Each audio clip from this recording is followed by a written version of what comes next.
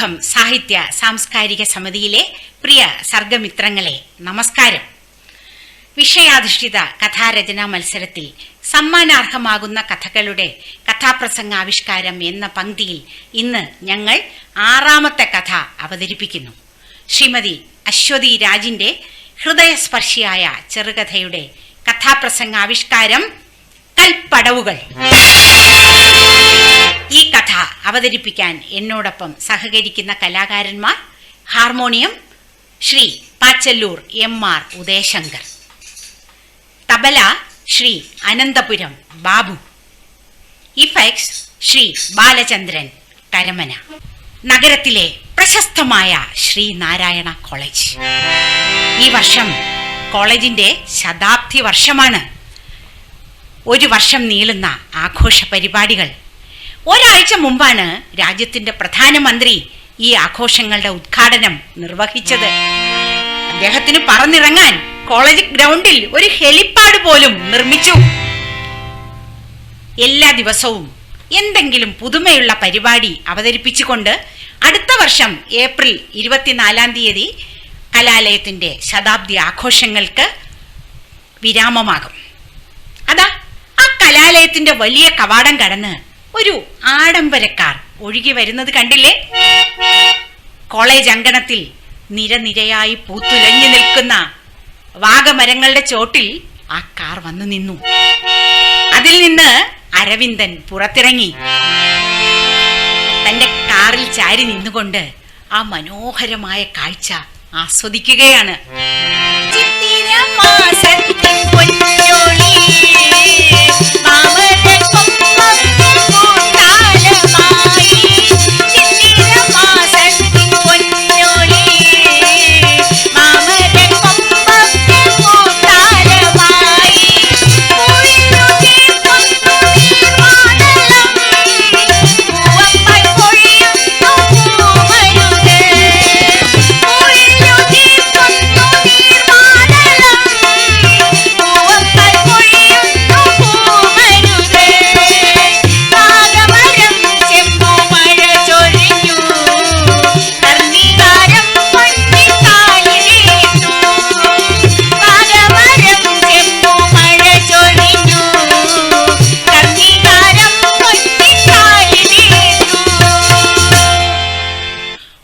വർഷങ്ങൾക്ക് മുമ്പ് അരവിന്ദനും പഠിച്ച കലാലയമാണത്.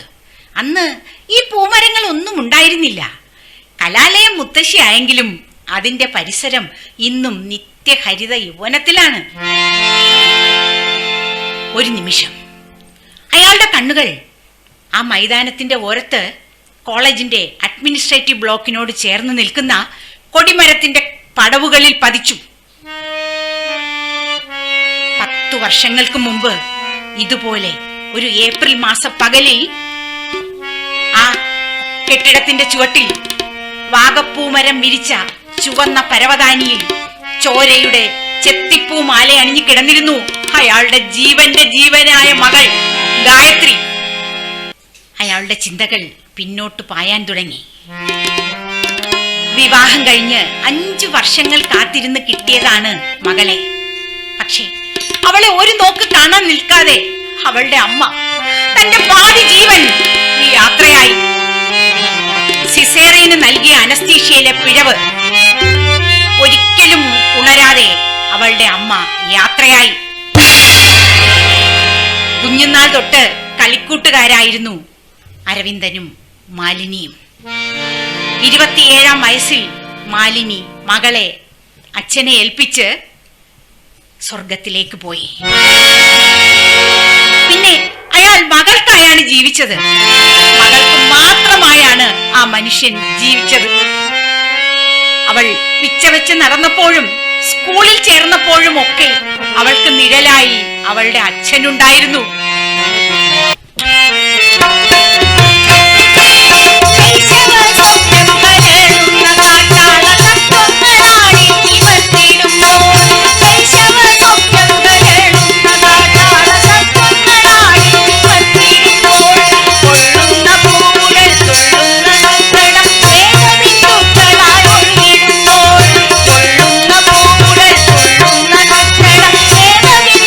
ും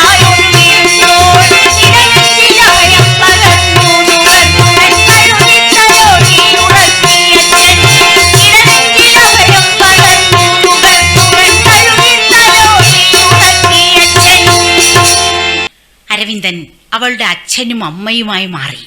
പക്ഷേ ഒരച്ഛന് ഒരു മകളുടെ വളർച്ചയുടെ പല ഘട്ടങ്ങളിലും കൂട്ടുനിൽക്കാൻ ഒരുപാട് പരിമിതികൾ ഉണ്ടെന്ന് അരവിന്ദൻ മനസ്സിലാക്കിയപ്പോഴേക്കും ഒരുപാട് വൈകിപ്പോയിരുന്നു. +2 വരെ ഒരു കോൺവെന്റ് സ്കൂളിലാണ് ഗായത്രി പഠിച്ചത്. പക്ഷേ എവിടെയൊക്കെയോ വെച്ച് അവൾക്ക് ഒരുപാട് സുഹൃത്തുക്കൾ ഉണ്ടായി, പുതിയ കൂട്ടുകെട്ടുകൾ. എപ്പോഴും മുറി അടച്ചിരുന്ന് ചാറ്റ് ചെയ്യും.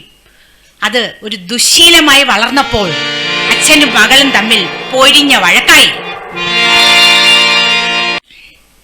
+2 പരീക്ഷ അവൾ നല്ല നിലയിൽ പാസ്സായി.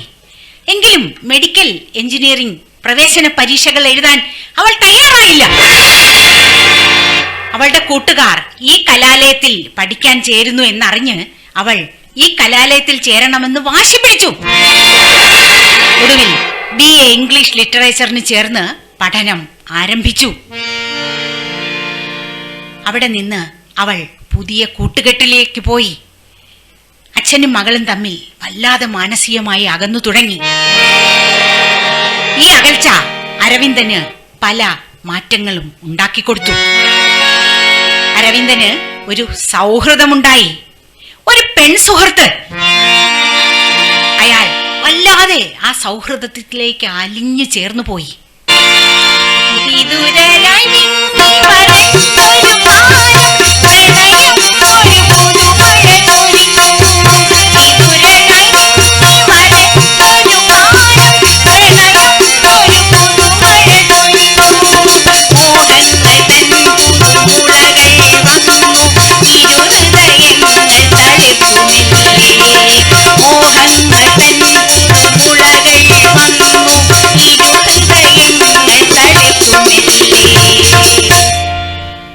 മകൾ നിയന്ത്രണ രേഖ കടക്കുന്നു എന്ന് തോന്നിയപ്പോൾ ആ പിതാവ് അവളെ ശാസിച്ചു.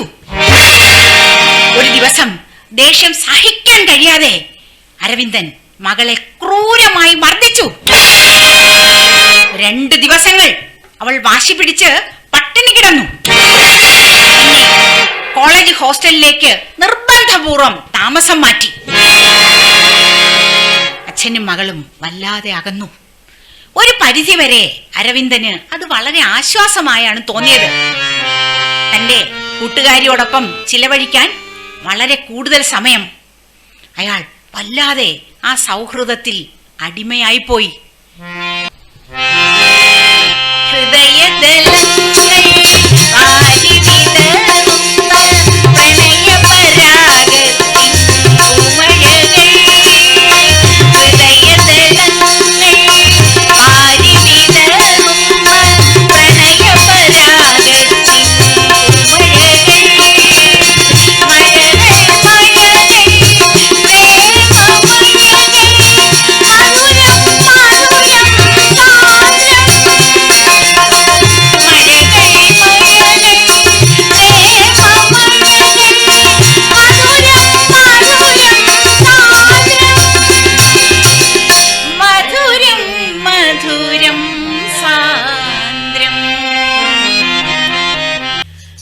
അവധി ദിവസം സുഹൃത്തുമൊത്ത് അരവിന്ദൻ ഒരു ഡ്രൈവിന് പോവുകയാണ്. അതാ ആ കോളേജിന് മുന്നിലുള്ള ബസ് ഷെൽട്ടറിൽ അരവിന്ദൻ ഹൃദയഭേദകമായ ആ കാഴ്ച കണ്ടു. അവിടെ ഒരു പറ്റം യുവാക്കൾ പരസ്പരം കെട്ടിപ്പുണർന്ന് ലഹരി നുണഞ്ഞിരിക്കുകയാണ്. അവരുടെ ഇടയിൽ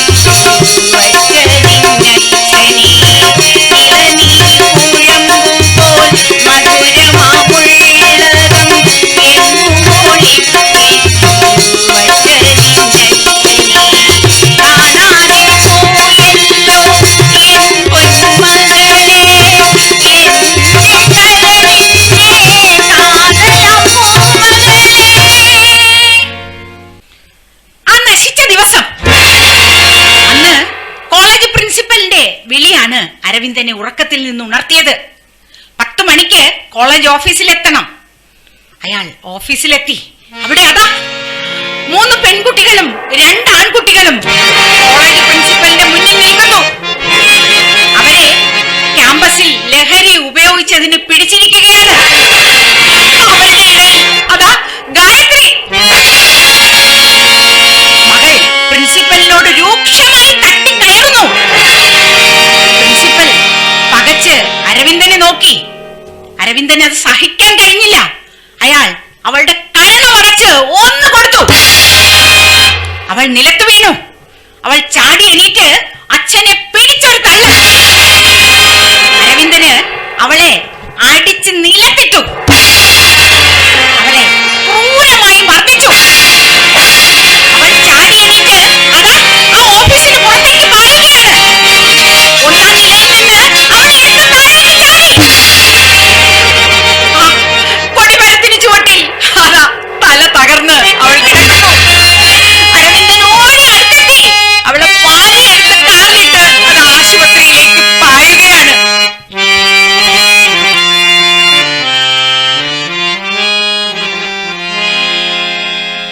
2 വർഷങ്ങൾ വിദേശ രാജ്യങ്ങളിലടക്കം ചികിത്സ. ഒടുവിൽ ഒരു വീൽ ചെയറിൽ അരയ്ക്കു താഴെ തളർന്ന് മകളെ അരവിന്ദന് തിരിച്ചു കിട്ടി. ഒരു ദിവസം മകൾ അരവിന്ദനോട് ചോദിച്ചു, ഞാൻ ആരാകാനായിരുന്നു അച്ഛന്റെ ആഗ്രഹം? ഒരു ഡോക്ടർ. അശ്രദ്ധയില്ലാതെ രോഗികളെ ജീവിതത്തിലേക്ക് തിരിച്ചു പിടിക്കുന്ന ഒരു ഡോക്ടർ. നിന്റെ അമ്മയ്ക്ക് ഉണ്ടായ അവസ്ഥ ഒരു രോഗിക്കും വരാതെ ശ്രദ്ധിക്കുന്ന ഒരു ഡോക്ടർ. അച്ഛാ, എനിക്ക് മെഡിക്കൽ എൻട്രൻസ് എഴുതണം. ഗായത്രി അടുത്ത മെഡിക്കൽ എൻട്രൻസ് എഴുതി. അവൾ MBBSന് അഡ്മിഷൻ നേടി. ഇന്നവൾ ഡോക്ടറാണ്. ഡോക്ടർ ഗായത്രി വളരെ ശ്രദ്ധയോടെ രോഗികളെ ജീവിതത്തിലേക്ക് തിരിച്ചു പിടിക്കുന്ന ഡോക്ടർ ഗായത്രി. കൂടാതെ അവൾ ഈ സംസ്ഥാനത്തിലെ ഏറ്റവും മികച്ച മോട്ടിവേഷണൽ ട്രെയിനറാണ്. യുവജനങ്ങളെ ലഹരിയിൽ നിന്ന് തിരിച്ചു പിടിക്കുന്ന മോട്ടിവേഷണൽ ട്രെയിനർ. ലഹരി മരുന്ന് ഉപയോഗത്തിന്റെ ദൂഷ്യവശങ്ങളെ പറ്റി അവൾ ആ വീൽ ചെയറിൽ ഈ സംസ്ഥാനം മുഴുവൻ കറങ്ങി നടന്ന് കുട്ടികളോട് സംസാരിക്കുന്നു. അവൾ ഏറ്റവും മികച്ച മോട്ടിവേഷണൽ ട്രെയിനർ ആയിരിക്കുന്നു. ഇന്ന് അവൾ ഇവിടെയുണ്ട്. ഈ കലാലയത്തിന്റെ ശതാബ്ദി ആഘോഷങ്ങളുടെ ഇന്നത്തെ അതിഥി അവളാണ്, ഡോക്ടർ ഗായത്രി. അരവിന്ദൻ മകൾ ക്ലാസ് എടുക്കുന്ന ഓഡിറ്റോറിയത്തിലേക്ക് നടന്നു. അവളുടെ ശബ്ദം ദൂരെ നിന്ന് കേൾക്കാം. കുട്ടികളെ, ലഹരി അത് ഇന്ന് നമുക്ക് നല്ലതായി തോന്നും. അത് നമുക്ക് ധാരാളം കൂട്ടുകാരെ ഉണ്ടാക്കി തരും. പക്ഷേ എന്നെ നോക്കൂ, ഇതുപോലെ ഒരു വീൽ ചെയറിൽ തളച്ചിടപ്പെടാൻ നിങ്ങൾക്ക് ആഗ്രഹമുണ്ടോ? ഒരിക്കലും അതിനിടവരരുത്. ലഹരി ഒരു വിപത്താണ്, മാരക വിപത്ത്. നമ്മുടെ രാജ്യത്തിന്റെ തലച്ചോറുകളാണ് നിങ്ങൾ. രാജ്യത്തിന്റെ വളർന്നു വരുന്ന ഭാഗധേയം നിർണയിക്കുന്നത് നിങ്ങളാണ്. നിങ്ങളുടെ ബുദ്ധിയും ശക്തിയും മയക്കുമരുന്നിന് അടിമപ്പെടാതിരിക്കട്ടെ. പ്രിയപ്പെട്ട കുട്ടികളെ, ആ ഘടികാരത്തെ നോക്കൂ. അതിൽ മിനിറ്റ് സൂചിയും മണിക്കൂർ സൂചിയും നമുക്ക് പെട്ടെന്ന് കാണാൻ കഴിയും. എന്നാൽ അതിൽ കാണാൻ കഴിയാത്ത ഒരു സൂചിയുണ്ട്, നിശബ്ദമായി ചലിക്കുന്ന ഒരു സൂചി. അത് സെക്കൻഡ് സൂചിയാണ്. നിങ്ങളുടെ ജീവിതത്തിലെ എല്ലാ കുട്ടികളുടെയും ജീവിതത്തിലെ നിശബ്ദമായി ചലിക്കുന്ന ആ സെക്കൻഡ് സൂചി നിങ്ങളുടെ അച്ഛനാണ്. നിങ്ങളുടെ അച്ഛൻ.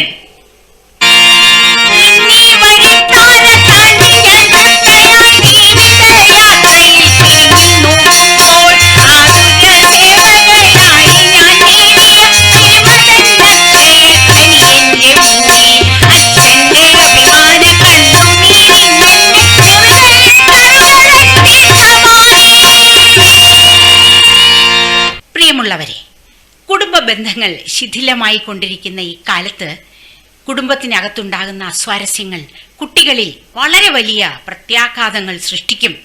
അവരെ ലഹരി പോലുള്ള മാരക വിപത്തുകളിൽ അത് കൊണ്ടുചെന്നെത്തിക്കും. അതുകൊണ്ട് കുടുംബ ബന്ധങ്ങൾ ഭദ്രതയുള്ളതാകട്ടെ. നന്ദി, നമസ്കാരം.